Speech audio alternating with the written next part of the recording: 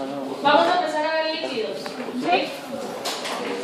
Lo que quiero que vayan identificando en la clase es diferencias, características, que vayan agrupando. Va a haber un esquema, van a ver al final de la clase que esquema se vuelve el resumen, ¿sí? Entonces, se los tengo varias veces en la clase, se va repitiendo para que lo vayan viendo ahí. Entonces, vamos a empezar.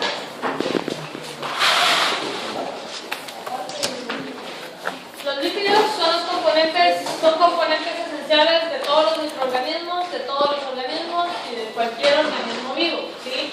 A pesar de que muchas veces existe cierta repulsión hacia la grasa, es necesaria, ¿sí? Es necesaria y tienen estructuras variadas, hay diferentes tipos de líquidos estructurales, líquidos energéticos. Quiere decir que al final líquidos que sirven como cofactores, por ejemplo, o que sirven como factores de inflamación, o que sirven como factores de bioseñalización. Al final, ustedes tienen que tener la capacidad de poder entender a qué se dedica cada uno de los líquidos. Y a pesar de que todos tienen una sola característica, que es ser apolares, al final todos tienen funciones y componentes distintos. Entonces, esa es la única característica y la única cosa que los líquidos tienen en común. Son insolubles, son apolares, ¿sí? No se disuelven en agua. Y muchos son antifáticos. ¿Qué significa que sean antifáticos?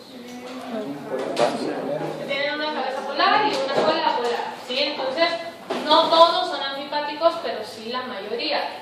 En realidad, todos tienen, aunque sea una pequeña cabeza polar. Dependiendo de qué tan grande tengan la cabeza, así va a ser la capacidad de estar en membranas o de formar micelas.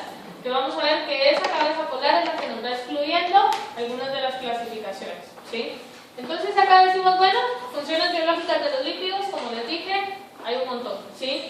Membranas biológicas o paredes celulares, como energía, como hormonas o mensajeros intracelulares, ayudan a mantener la temperatura corporal, como reconocimiento celular, con factores enzimáticos o como agentes emulsionantes. Entonces, si se dan cuenta, estamos hablando de cascadas de señalización, estamos hablando de generar barreras, de generar energía, de mandar señales, de servir como cofactores enzimáticos, o sea, son funciones que nada tienen en común, ¿sí? La única cosa que van a tener en común es que todos son líquidos.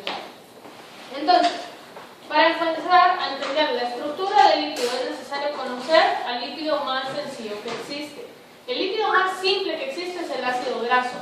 Entonces, la fórmula general de un ácido graso es una cadena carbonada, una cadena R y un ácido carboxílico, ¿sí? Y por eso les puse ahí la fórmula del ácido graso es RCOOH, ¿sí? R ácido carboxílico, donde R puede ser cualquier cosa. Entonces, hay muchos derivados de ácidos grasos.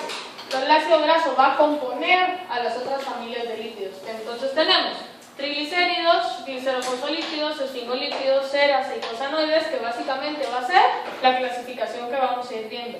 Vamos a ir viendo la diferencia entre un triglicérido y un glicerofosfolípido, entre un glicerofosfolípido y un esfingolípido, y esas diferencias son las que necesito que al final de la clase logren reconocer, ¿sí?